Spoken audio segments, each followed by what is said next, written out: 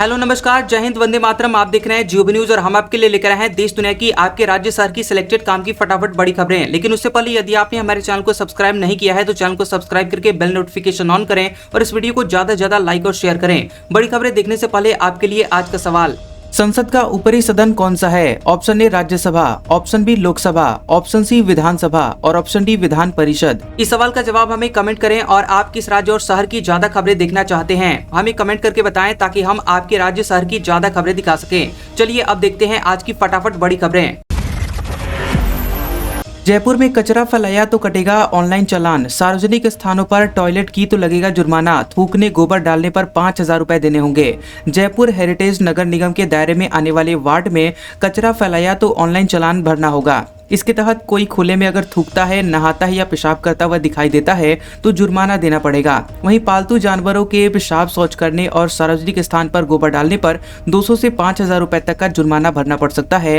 Heritage नगर निगम commissioner Arun Haseja ने बताया कि चालान और गंदगी फैलाने से जुड़ी हुई जानकारी हेरिटेज निगम की ऐप पर दी गई है और जल्द ही कार्रवाई और चालान भेजने शुरू कर दिए जाएंगे। बता दें कि हसीजा ने बताया है कि स्वच्छता सर्वेक्षण में जयपुर को नंबर 1 बनाने के लिए नगर निगम हर संभव प्रयास कर रही है और इसी कड़ी में अब हेरिटेज निगम क्षेत्र की कॉलोनियों में स्वीपर आइडेंटिफाई किए जाएंगे और कॉमर्शियल एरिया में डबल शिफ्ट में सफाई की जाएगी। नाले, पार्क और स्कूल साफ रहे, इसकी अलग से मॉनिटरिंग की जाएगी। इसके साथ ही कहीं पर भी ओपन कचरा डिपो नजर न आए, रेड स्पॉट और येलो स्पॉट न मिले, इसको लेकर जोन स्तर पर अभियान के तहत कार्रवाई करनी शुरू कर दी गई है।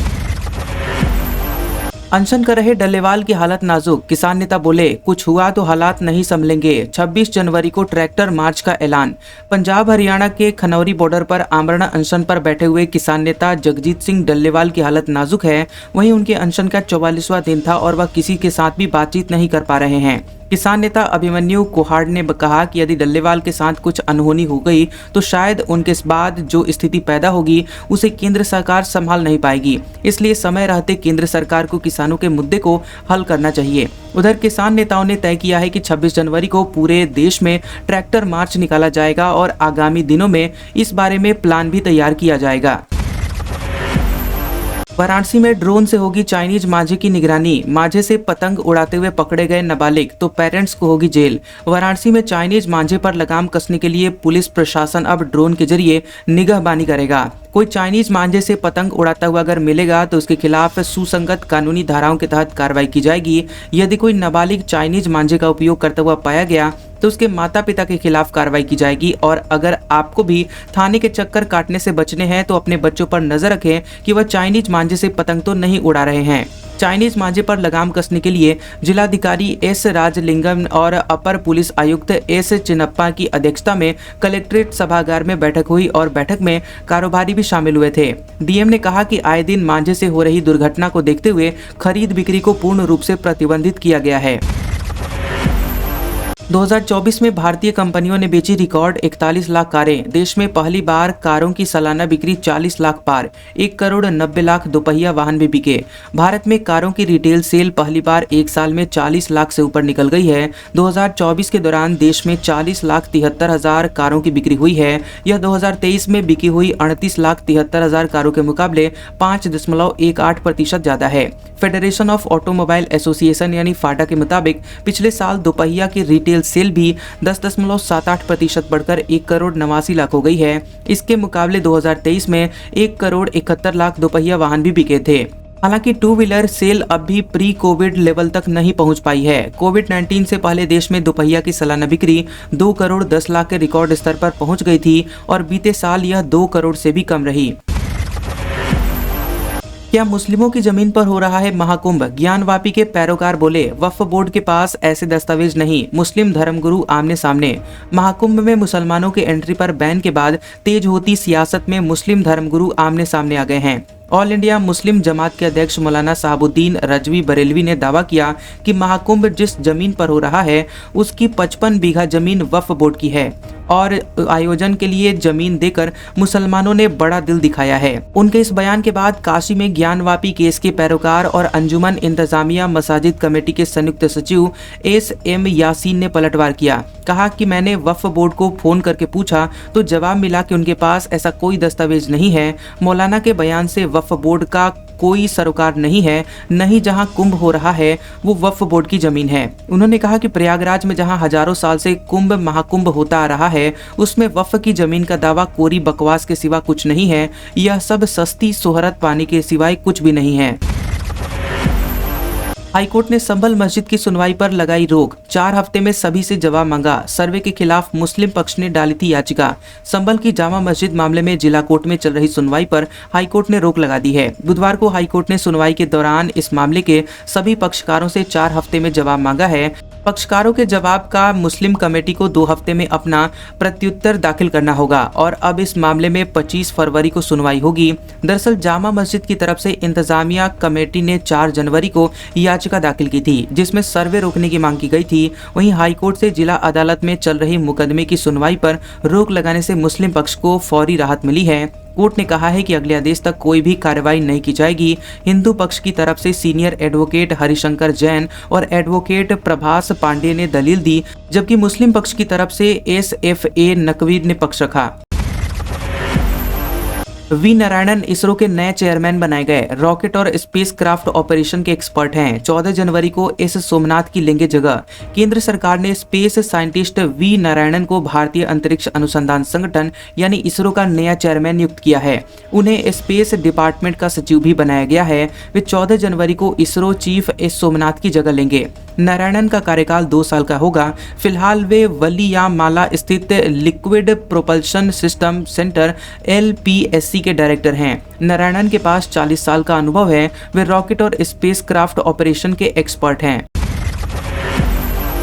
असम खदान हादसा, 48 घंटे बाद नेवी ने एक शव निकाला। 300 फीट गहराई में 8 मजदूर अभी भी फंसे। रिमोट व्हीकल फेल, अब खदान की सफाई होगी। असम के दीमा हसाओ जिले के उमरंगसो में 300 फीट गहरी कोयला खदान में फंसे 9 मजदूरों में एक का शव बाहर निकाला गया और अभी भी 8 मजदूर फंसे हैं। रेस्क्यू में अब एयरफोर्स का स्पेसक्राफ्ट और हेलीकॉप्टर भी जुट गए हैं। बता दें कि मंगलवार रात ऑपरेशन को रोक दिया गया था, वहीं सुबह को फिर से इसको शुरू किया गया। NDRF और SDRF की टीम में इसकी मदद ली जा रही है और भारतीय सेना और असम राइफल्स की गोताखोर और मेडिकल की टीम के साथ इंजीनियर्स टास्क फोर्स भी मौजूद हैं। असम के स्पेशल DGP हरमीत सिंह ने कहा कि खदान के अंदर एक शव मिला है और पानी बहुत गंदा था, कुछ दिखाई नहीं दे रहा था। अब नेवी के ROV रिमोटली ऑपरेटेड व्हीकल को सुरंग के अंदर भेजा जाएगा। ROV फोटो खींचने में सक्षम है और सोनार तरंगों से लैस है। हालांकि इसमें कुछ भी नहीं दिखाई दिया। अब खदान को साफ किया जा रहा है। प्रियंका गांधी ने बिधुड़ी के बयान को बेहुदा बताया, कहा फालतू बातों पर चर्चा नहीं करना। बीजेपी नेता ने कहा था प्रियंका गांधी के गालों जैसी सड़कें बनवाएंगे।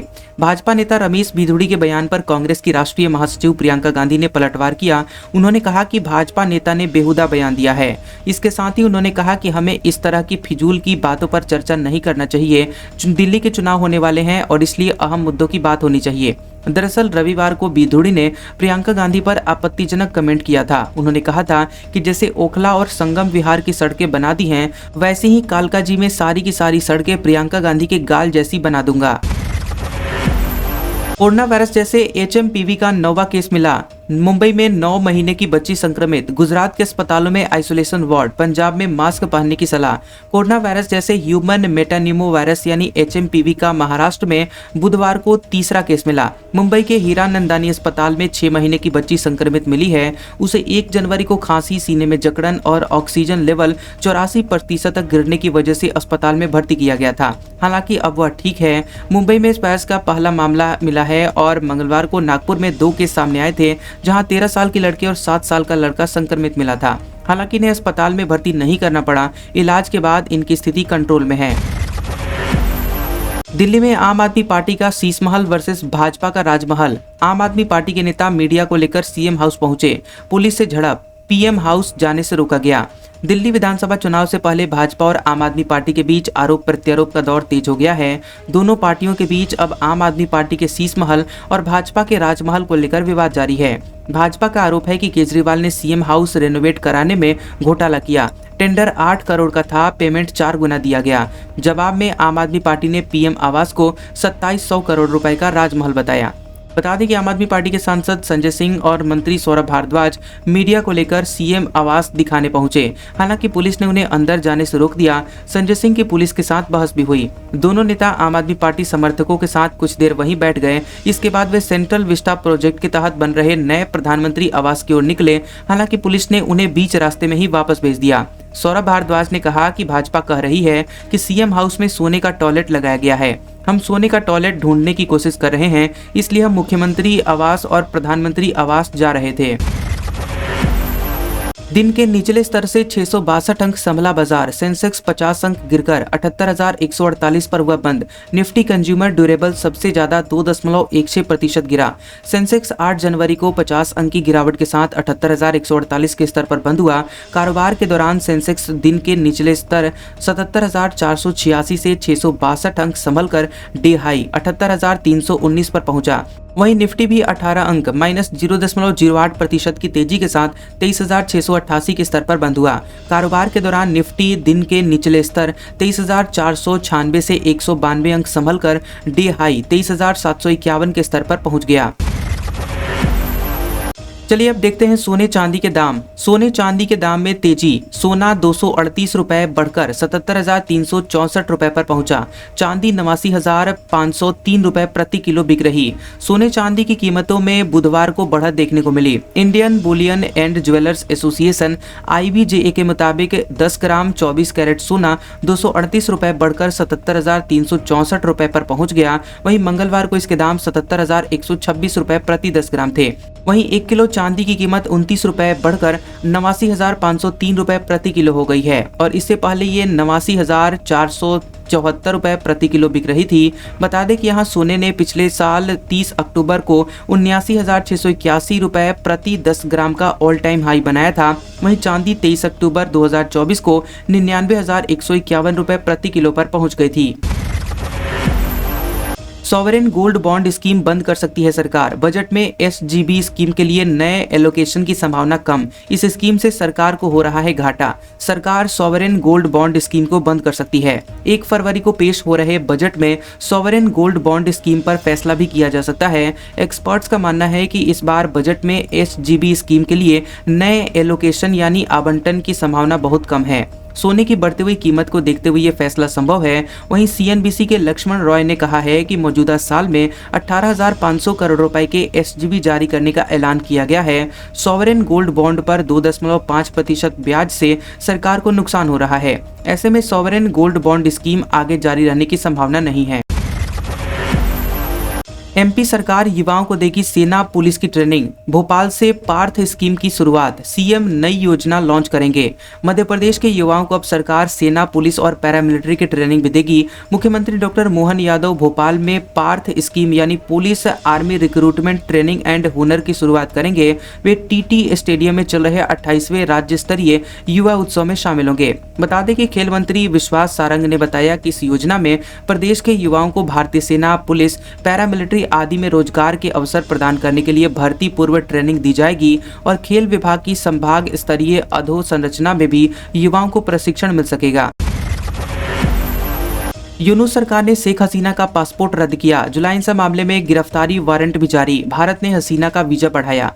बांग्लादेश की यूनुस सरकार ने जुलाई में हुई इंसाफ की वजह से पूर्व प्रधानमंत्री शेख हसीना समेत 97 लोगों का पासपोर्ट रद्द कर दिया। बांग्लादेश की न्यूज एजेंसी BSS के मुताबिक इसमें से 22 पासपोर्ट जबरन गायब किए गए लोगों के हैं और जबकि शेख हसीना समेत 75 लोगों के पासपोर्ट जुलाई में हुई हत्याओं में शामिल होने के कारण रद्द कर दिए गए। शेख हसीना का पासपोर्ट रद्द होने के कुछ ही देर बाद भारत सरकार ने उनका वीजा भी बढ़ा दिया। इससे साफ हो गया है कि भारत हसीना को बांग्लादेश डिपोर्ट नहीं करेगा। इससे पहले 6 जनवरी को बांग्लादेश के इंटरनेशनल क्रिमिनल ट्रिब्यूनल ने उनके खिलाफ गिरफ्तारी वारंट जारी किया था।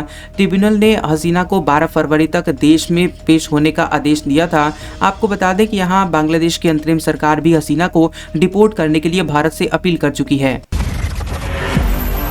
भारतवंशी अनीता आनंद बन सकती हैं कनाडा की PM। पेशे से वकील हैं, 2019 से सांसद हैं। चौतरफा दबाव के बाद ट्रूडो ने प्रधानमंत्री पद छोड़ा था। कनाडा में प्रधानमंत्री जस्टिन ट्रूडो के इस्तीफे के बाद भारतीय मूल की सांसद अनीता आनंद का नाम प्रधानमंत्री पद के लिए प्रमुखता से लिया जा रहा है। मीडिया रिपोर्ट्स की माने तो सत्ताधारी लिबरल पार्टी इस साल होने वाले संसदीय चुनाव से पहले नया प्रधानमंत्री चुन सकती है। बता दें कि पार्टी के नेशनल कॉकस की बैठक भी होने वाली है और माना जा रहा है कि पार्टी में अनीता के नाम पर सहमति बन सकती है और अगर ऐसा होता है तो वो कनाडा में प्रधानमंत्री पद पर पहुंचने वाली पहली अश्वेत महिला हो जाएंगी। फिलहाल जब तक कोई नया नेता चुना नहीं जाता तब तक ट्रूडो ही पद पर बने रहेंगे। अनीता आनंद लिबरल पार्टी की सीनियर मेंबर हैं। वह 2019 से कनाडाई संसद की सदस्य भी हैं।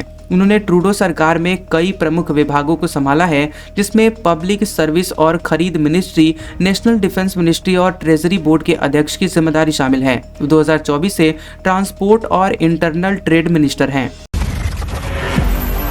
इस्लामिक देश इंडोनेशिया ब्रिक्स का 10वां मेंबर बना। ब्राजील ने किया ऐलान, सऊदी अरब 1 साल बाद भी शामिल नहीं।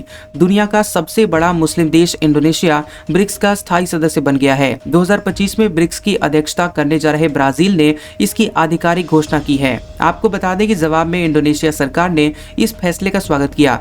ब्राजील ने कहा कि इंडोनेशिया को 2023 में जोहान्सबर्ग समिट में ही ब्रिक्स में शामिल होने की हरी झंडी मिल गई थी, लेकिन तत्कालीन जोको विडोडो की सरकार ने राष्ट्रपति चुनाव तक रुकने की मोहलत मांगी थी। चुनाव के खत्म होने के बाद राष्ट्रपति प्रबोवो सुब्रियांतो ने अक्टूबर 2024 में पदभार संभाला और इसके बाद ब्रिक्स का मेंबर बनने की प्रक्रिया को आगे बढ़ाया गया। इंडोनेशिया ब्रिक्स में शामिल होने वाला 10वां देश है और साउथ अफ्रीका ने साल 2023 में ईरान, यूएई, इजिप्ट और इथियोपिया को साथ सऊदी अरब के शामिल होने की घोषणा की थी।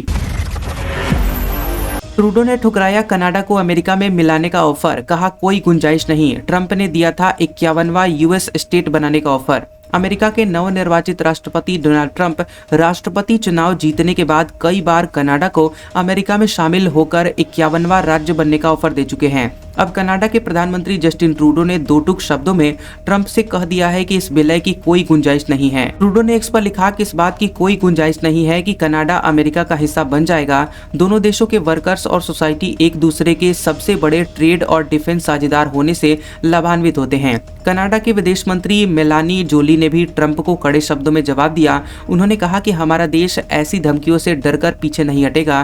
ट्रंप के बयान बताते हैं कि कनाडा को लेकर उनकी समझ काफी कमजोर है। हमारी इकोनॉमी और हमारे लोग काफी मजबूत हैं। हम खतरों का सामना करने से कभी पीछे नहीं हटेंगे। बीजेपी ने केजरीवाल को टॉयलेट चोर दिखाया। 9 दिन से पोस्टर वॉर। बीजेपी ने 20 तो आम आदमी पार्टी ने 8 पोस्टर एडिटेड वीडियो शेयर किए। दिल्ली विधानसभा चुनाव की तारीखों का ऐलान होते ही आम आदमी पार्टी और भाजपा के बीच पोस्टर वॉर तेज हो गया है।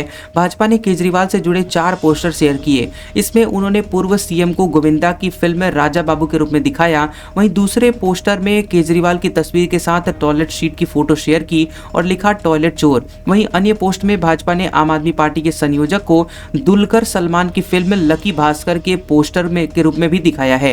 दोनों पार्टियों के बीच पोस्टर वॉर की शुरुआत 31 दिसंबर को हुई थी। पिछले 9 दिनों में भाजपा ने 20 तो आम आदमी पार्टी ने 8 पोस्टर और एडिटेड वीडियो शेयर किए हैं। दिल्ली में 70 विधानसभा की सीटों पर 5 फरवरी को वोटिंग होगी। नतीजे 8 फरवरी को आएंगे। वहीं विधानसभा का मौजूदा कार्यकाल 23 फरवरी को समाप्त हो रहा है। श्री जगन्नाथ की 60,000 एकड़ जमीन, इस पर कब्जे की भरमार। ओडिशा सरकार कब्जाधारियों की जमीन बेचकर 10,000 करोड़ रुपए जुटाएगी। मुख्य पुजारी की आपत्ति। बता दें कि 4 धामों में से एक ओडिशा के पुरी में भगवान जगन्नाथ की जमीन संकट में है। यहाँ भगवान की जमीन पर कब्जा और अवैध खरीद फरोख्त का मामला पिछले कुछ महीनों से काफी सुर्खियों में रहा है। राज्य में भगवान जगन्नाथ की कुल 60,426 एकड़ की जमीन है और इसके एक बड़े हिस्से पर सालों से अवैध कब्जा बना हुआ है। खुद राज्य सरकार ने विधानसभा में माना है कि भगवान की जमीन पर अवैध कब्जे के 974 मामले दर्ज हैं। अब सरकार इन कब्जाधारियों की जमीन बेचकर 8 से 10,000 करोड़ रुपए फंड जुटाने की तैयारी कर रही है।